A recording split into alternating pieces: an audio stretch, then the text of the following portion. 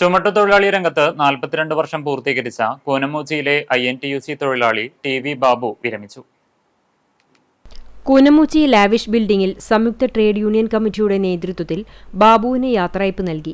CITU, INTUC സംയുക്ത trade union കമ്മിറ്റിയുടെ നേതൃത്വത്തിൽ നടന്ന യാത്രയയപ്പ് സമ്മേളനം CITU Kunnamkulam area joint secretary C. Ambikesan ഉദ്ഘാടനം ചെയ്തു.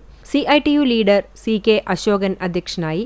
CITU panchayat committee secretary MV Santhosh, INTUC union president NA Noushad, മുൻ unit president Davis Chacko, Mattom saint Francis higher secondary school അധ്യാപകൻ PJ Styju, INTUC leader TT Sindo എന്നിവർ സംസാരിച്ചു.